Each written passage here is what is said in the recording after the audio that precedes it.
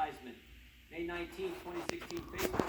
Former Facebook employees admit Facebook routinely suppresses conservative views. And I haven't even mentioned Twitter, who we actually invited, Mr. Chairman. We asked for you guys to invite them as one of our witnesses. You guys said, no, I haven't even mentioned them 2 years ago. They shadow banned 2 members of this committee. 4 members of Congress were shadow banned 2 years ago. 435 in the House, 100 in the Senate, 535, only 4. Only 4. Gates, Meadows, Nunes, Jordan, only 4 get shadow banned. And of course, what did Mr. Dorsey tell us? He said, oh, it was just a glitch in our algorithm. I asked him, what'd you put in the algorithm? The names Gates, Meadows, Nunes, Jordan? I mean, if I had a nickel for every time I heard it was just a glitch, I wouldn't be as wealthy as our witnesses, but I'd be doing all right. We've heard that excuse time and time again. May 28, Twitter censors President Trump's tweet on the riots in Minneapolis. May 29, 2020, Twitter censors the White House for quoting the president's comments about the riots in Minneapolis. June 23, 2020, Twitter censors the president again for saying he'll enforce the rule of law against any autonomous zone in Washington, D.C. You can tweet all you want about the autonomous zone that happened in Seattle, but the president tweets that he's not going to have one in Washington, D.C. No, can't do that.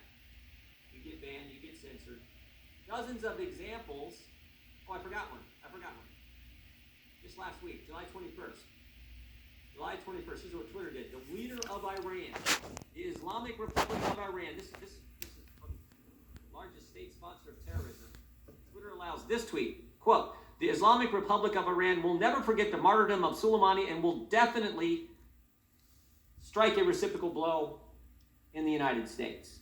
So you can threaten the citizens of this great country, the leader of the largest state sponsor of terrorism, that's just fine. But the president says he's not going to allow some autonomous zone in D.C. and he gets censored. All kinds of examples, most of them from this year, and that's what's I think critical for us all to understand. Most of them from this year and election year.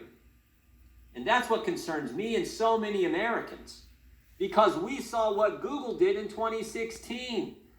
We all know about the email the day after the election where top executives at Google email chain where they talked about the silent donation Google made to the Clinton campaign. Now, thank goodness it wasn't enough, and in spite of their efforts to help Clinton, President Trump won. But we're 97 days before an election, and the power, as the previous